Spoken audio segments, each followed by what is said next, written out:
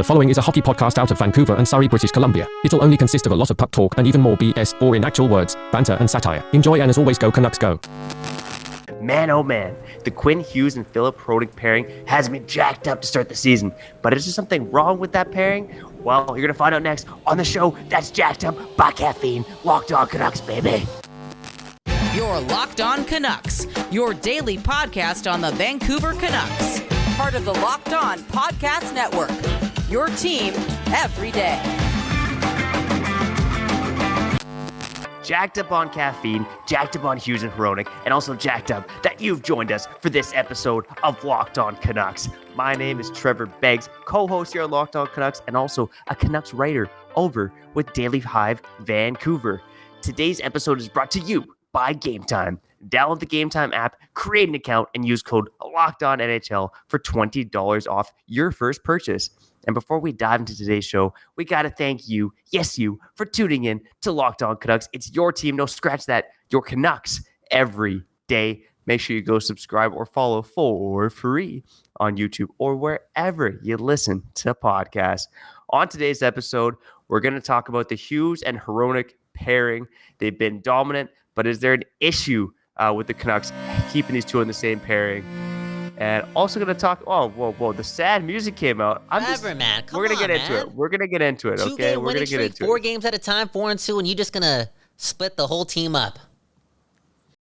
Anyways, continue. We'll get into it. We're also going to talk about Nils Hoglander, who now has 4 points on the season despite barely playing.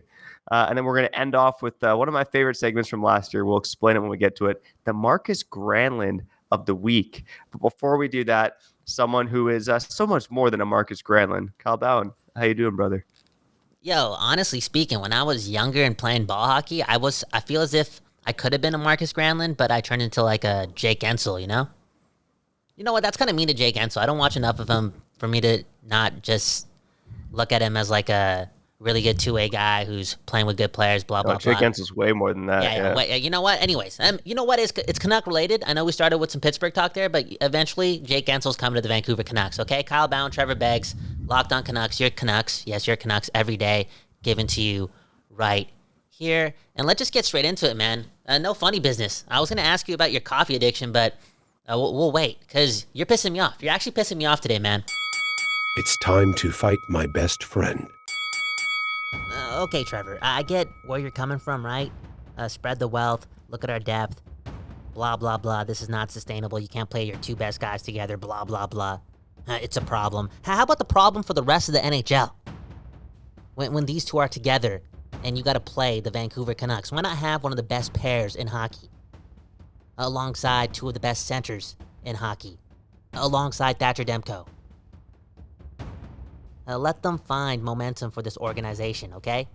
Again, a problem for us maybe when they're together, but a way, way bigger problem for the rest of the league. Am I delusional? Does this make sense to you, Trevor? What do you got to say? I'm probably a little more torn than you are, so don't get me wrong. Quinn Hughes and Filip Hronek have absolutely dominated early on this season, and the numbers speak for themselves. They've played almost 100 minutes together at even strength. They've been on the ice for 6 goals for and 0 goals against. Here, let me say it again. 6 goals for and 0 goals against at even strength. Only one of the pair is even close to that, is perfect in terms of those numbers. And it's Ben Sherratt and Justin Hall with the Detroit Red Wings. What? But again, Sherratt and Hall, they're playing third pairing minutes, facing some lesser competition, getting helped up by the goaltending in Detroit. But Quinn Hughes and Hronek every night are going up against the team's best players.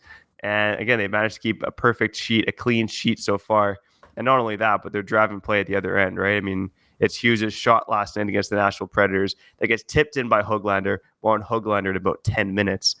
And again, it was Quinn Hughes creating offense and defending, right? I mean, let's be real. It was an overall team effort from the Canucks against Nashville on Tuesday night.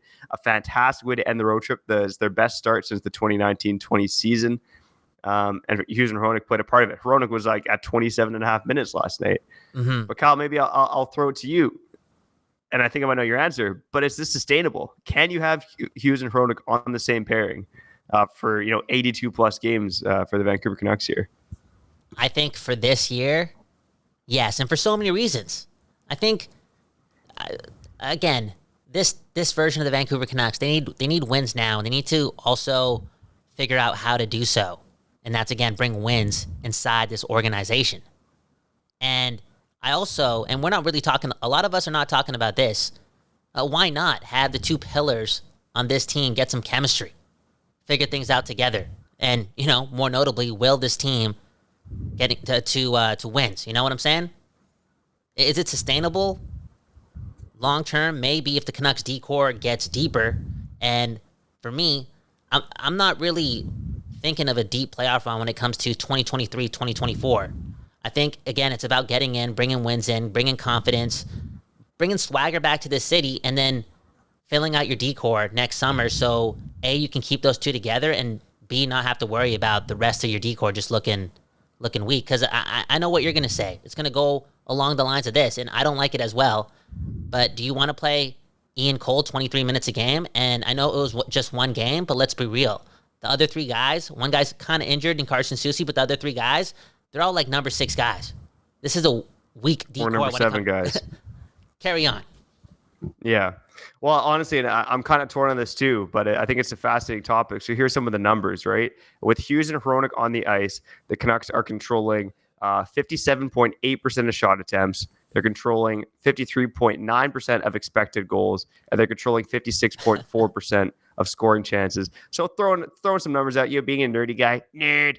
But the fact of the matter is that against top competition, the Canucks are they're handling possession at even strength with Hughes and Hronek on the ice, shutting down the other team's best players in the process. That's valuable. But I want to dig a bit further here. So without Hughes and Hronek on the ice, the Canucks are controlling 41% of shot attempts. They're controlling 34% of the expected goals, and they're controlling 24% of the high danger scoring chances. So the Canucks, again, without Hughes and Hronek on the ice, they've created 12 high danger scoring chances for, and they've allowed 38 high danger scoring chances against. Now, they haven't really been burned for it yet. And so the Canucks, again, without Hughes and Hronek on the ice, have scored 6 goals, and they've allowed 6 goals at even strength. So the team's broken even. But I would say that's you're going to be hard-pressed to continue that when you're controlling 1/4 of the scoring chances. Like, the Canucks are giving up 4 high danger scoring chances for every 1 they create when Hughes and Hronek aren't on the ice. And this ain't basketball where the star players are going to play, 80 to 90% of the team's game. Hughes and Hronek are playing, about half of the team's game right now, at both including at even strength. So I'm skeptical that it can continue, but I will say this. I'm going to look at the Chicago Blackhawks, and I pulled one of the years, 2014-15 here. The Chicago Blackhawks were similar to the Vancouver Canucks, right? In terms of they had kind of a clear top 3 with Duncan Keith, Brent Seabrook, and Nicholas Hjalmarsson. And they kind of a bunch of dudes after that.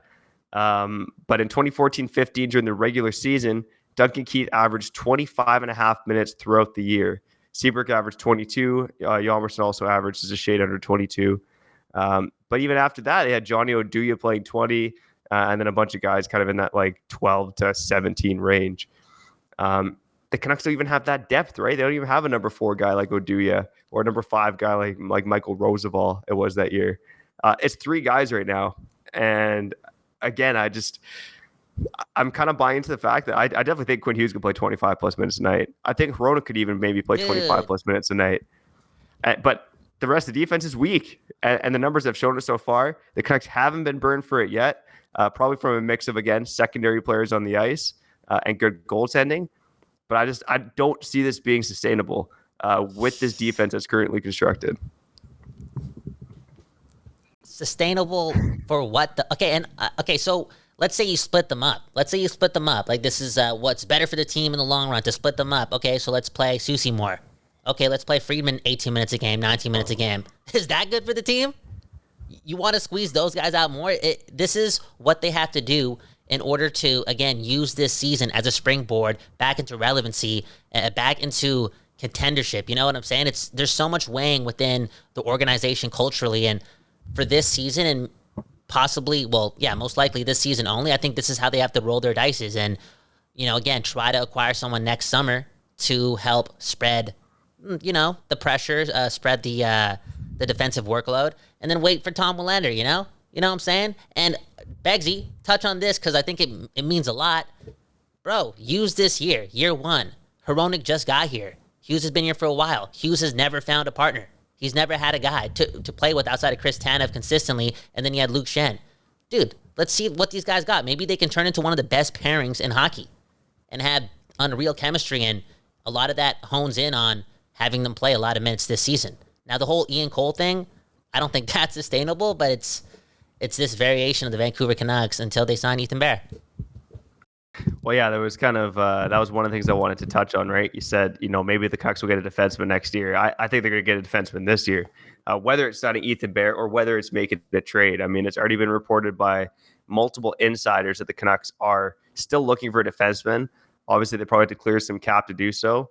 And I think bringing back Ethan Bear on maybe like something similar to the Connor Brown contract at Edmonton, where you sign Ethan Bear for a league minimum, $775,000, but you give him like an easily attainable bonus. Like Connor Brown's bonus basically is he makes $4 million more if he plays 10 games, which is obviously going to happen unless he gets injured. So I think I could see something similar for Bear, where the Canucks again get just the lowest cap hit possible to get him on the team and kind of kick that can down the road next year. Maybe give him a bonus of like $1.25 million, get him up to $2 million for the season. Holy. So, but again, something like that needs to happen because I'm hard pressed to see this happening. I agree with that. I agree with that. I agree with that though. I think like, all my ramblings around winning games, like if they don't have to, like if there is a way to fix that number 4.5 spot, not really ideally get like a top 4 defenseman. Those guys are hard to get mid-season, especially early on, but just guys that are better than Soucy, Myers, and Friedman, yeah, get that guy this season. With all this being said, again, Soucy's coming off injury, doing his thing. I feel like he rushed himself back, just wants to get into the flow of things, true competitor with this new team. But I do want to touch on Friedman before we get to the other side if we're talking about the decor. He reminds me, and this guy didn't play every game. And I think for Friedman, one thing that's kept him out from being a 82-game guy is he doesn't have that ability to play every game consistently, right? Maybe something happens. Maybe he gets ahead of himself, gets some delusion. I don't know. But he reminds me a lot of Aaron Rome. Just simple. A to B. Boom, bam. A little bit of edge. And Tocchet needed another A to B guy. And what I mean by that is like have the puck for half a second and just move it on, Because if they didn't have another guy like that, they would have to play Myers like 16 minutes a game, 17 minutes a game. And he's definitely not an A to B guy. He's just too chaotic for, again, a team that needs to find confidence and learn how to play defense. And it's really hard to learn while you constantly lose because, dude, you got another NHL team to face within 48 hours, 24 hours. It's hard to really get those systems to really, hone in on your brain and whatnot. And as a team culturally, when you're losing, and Friedman's helped us win games, in my opinion, because Myers is playing less. And we've won games over the last 2 games because Myers is playing less. It's just the truth. It's just the truth. It's 1 less mistake. It's 2 less mistakes. You get what I'm saying? It's addition by subtraction. And, speaking of adding someone to the lineup, I Nils like that. Hoglander had quite the impact for the Canucks in his return to the lineup. Also want to say, give us your take on the Hughes Hronek pairing. Do you think it's sustainable that they can play together? Should the Canucks keep those 2 guys together throughout the season? I think it's obviously going to happen until the Canucks start losing games because why mess with something that's working? But do you think it's sustainable throughout the whole season? Let us know in the comments, whether it's on YouTube, Twitter, or even Spotify now, where you can leave comments. So coming up on the other side, do want to touch on Nils Hoglander. He's making an impact despite barely playing, okay? So want to give Hoggy some love on the other side. Before I do that, I got to let you know, passion, drive, and patience, that's what brings home the winning trophy, and it's also what keeps your ride or die alive. eBay Motors has everything you need to maintain your vehicle and level it up to peak performance. From superchargers, roof racks, exhaust kits, LED headlights, and more. Whether you're into speed, power, or style, eBay Motors has got you covered. With over 122 million parts to choose from for your ride or die, you'll always find exactly what you're looking for. And with eBay Guaranteed Fit, your part is guaranteed to fit your ride every time or your money back. Because with eBay Motors, you're burning rubber, not cash, baby. With all the parts you need at the prices you want, it's easy to turn your car into the MVP and bring home that win. Keep your ride or die alive at ebaymotors.com. Eligible items only. Exclusions apply. eBay guarantee fit only available to U.S. customers.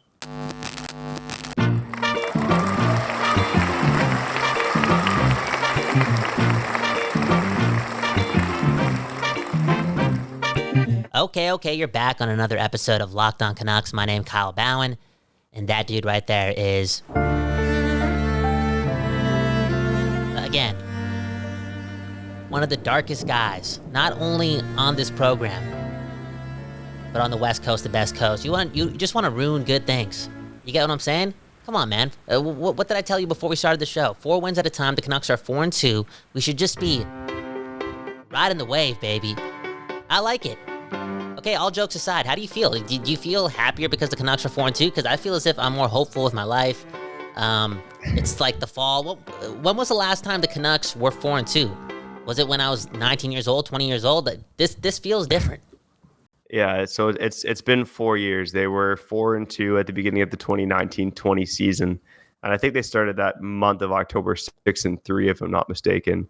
And obviously that year they made the playoffs. Now we can kind of debate about, COVID and would they have made it. But anyways, they made the playoffs that season, and that was the last time they started this hot. So on a good playoff trajectory so far, and it helps that the competition around them is, not been so great in the Pacific Division.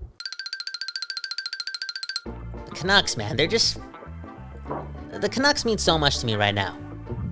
I'm so grateful to be here on Locked On Canucks, okay? I was about to go on a tangent, but F all the fluff. I just want to say I appreciate being a Vancouver Canucks fan right now, and it hasn't been that way for years and years and years.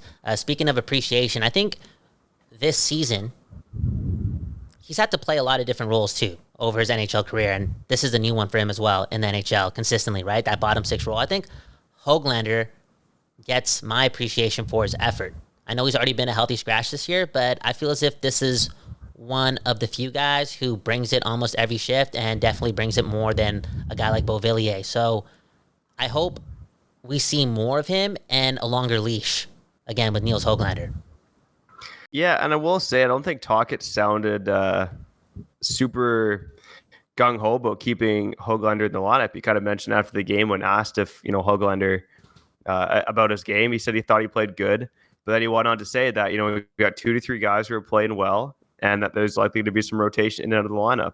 And he kind of went out of his way to say that Studnicka, he didn't scratch him because of performance. He scratched him because he wanted to get Hoglander back in. So, I mean, obviously it's a good problem to have. You have multiple guys kind of in that 12th, 13th forward spot who are producing and earning their ice time right now.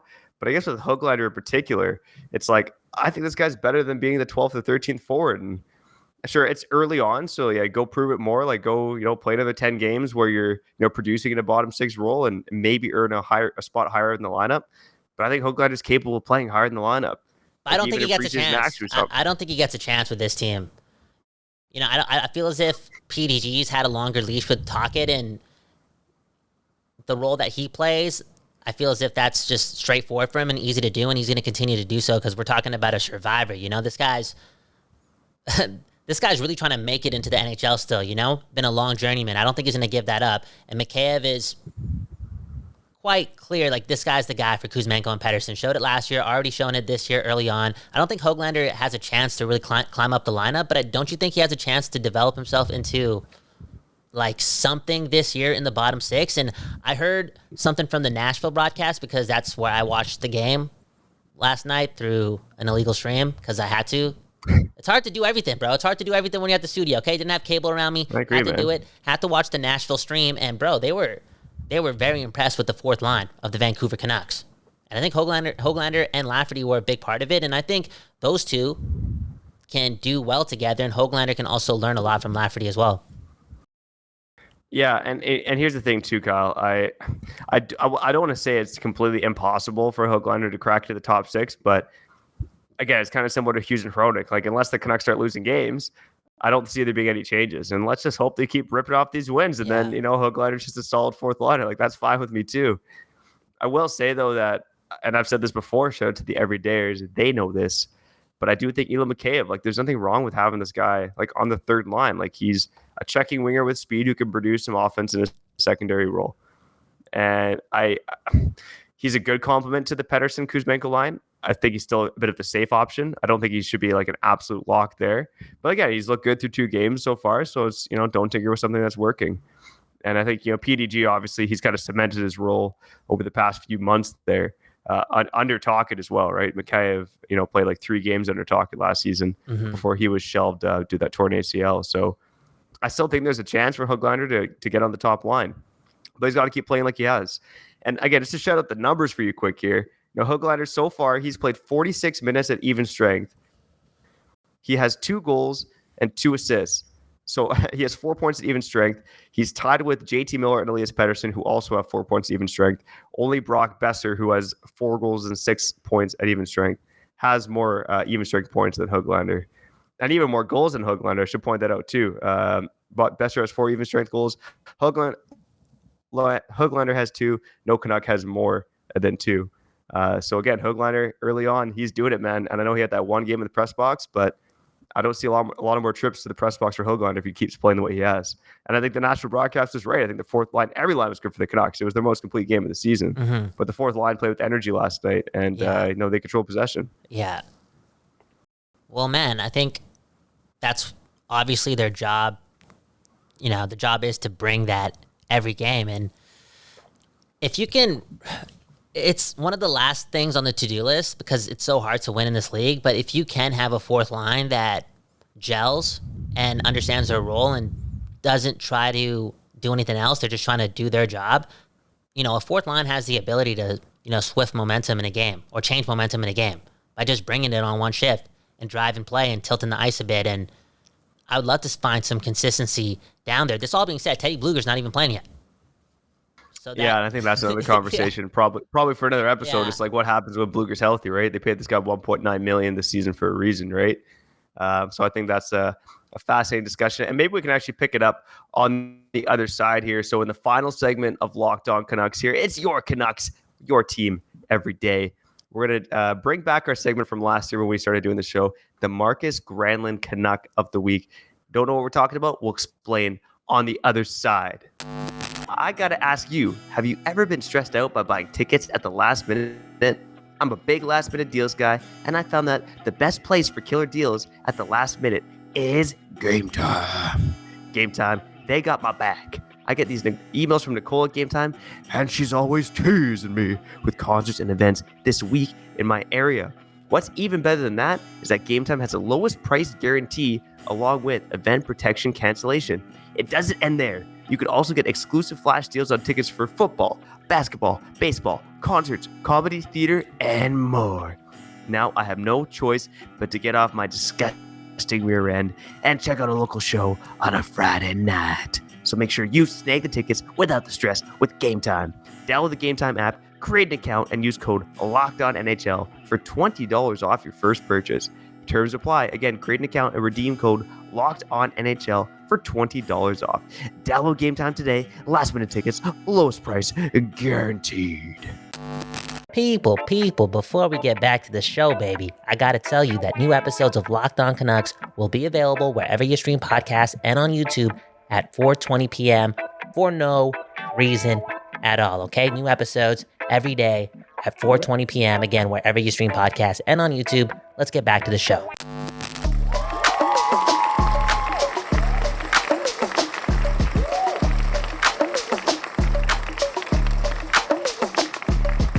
Okay, you're back on another episode of Locked On Canucks. My name's Kyle Bhawan. That is Trevor Beggs. This is the show where we give you your Canucks every day, no matter what.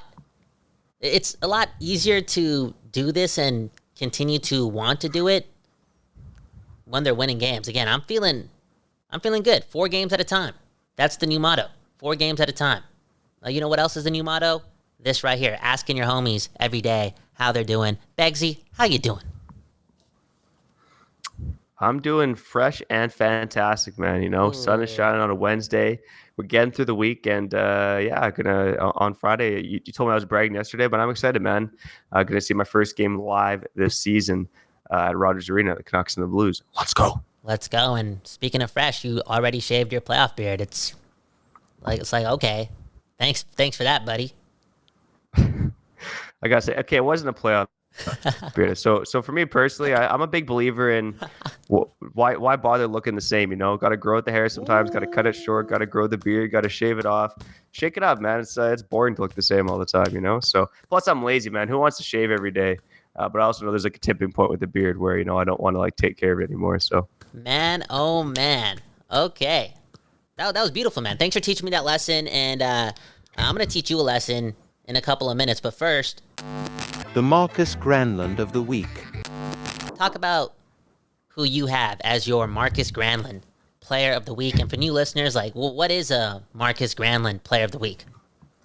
yeah, so shout out to the late great Jason Bochford. I know he coined the term "Sea of Granlunds" when he was doing the Provies. So the thought of this Markus Granlund of the Week award winner, if you can call it that, it's just someone on the Canucks who's just a dude. He's kind of out there playing games, but he's not really doing much. He could be part of the Sea of Granlunds, if you will, at least for the last week. And again, just shout out to Markus Granlund. I almost feel like we're picking on this guy a bit when I do this segment, but he's overdoing his thing over in the Swiss Hockey League for Lugano. And Kyle, he's also a 1993 birthday, so he's the same age as you and me. So we can't be too mean to him now. Mm-hmm. But our award, the first winner for this season of the Markus Granlund of the Week is Anthony Beauvillier. Okay, so Anthony Beauvillier, I feel like he's been kind of forgotten about right now on the Canucks roster. 6 games so far, 0 points. And not to say he's been bad. He's not making egregious errors out there or anything like that. But this is a guy making $4+ million who is buried in the Canucks bottom 6 right now. I don't think he's played a top 6 minute this season. He's only averaged about less than 13 minutes a game so far. So Anthony Beauvillier, he's our Markus Granlund of the Week, our first Markus Granlund of the Week for the Canucks 2023-24 season. Just out there, I'm not really sure what he's doing. Not really playing PK, not really playing power play right now. I will ask you though, Kyle, maybe the last question before we get out of here. We talked about it, right? So if Teddy Blueger's healthy, are you taking someone out of the lineup right now? And if so, who are you taking out? Oh, no, 100% you are.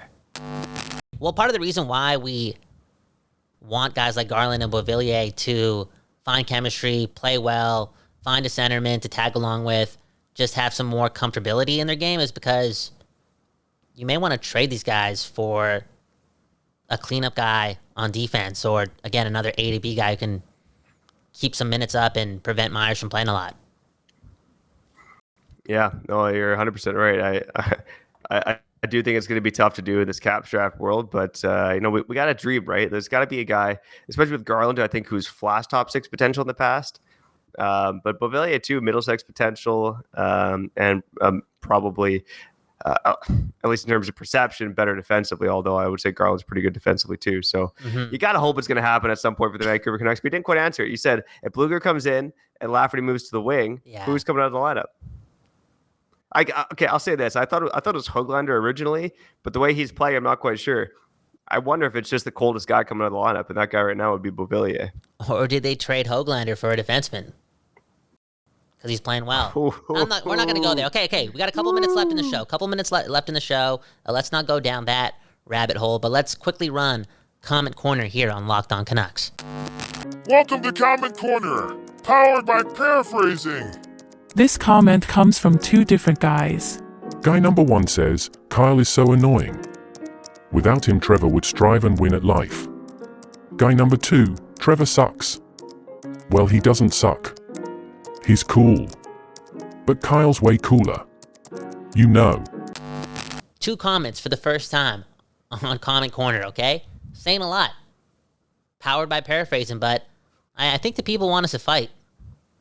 And I honestly think a fight between you and I, and this is happening in the world of sports, right? Like, you just got to get into scrap sometimes in entertainment and celebrity boxing matches, podcasting boxing matches, it's going to be a thing. So you and I are going to scrap, and I think it's going to be entertaining because I actually don't know who would win.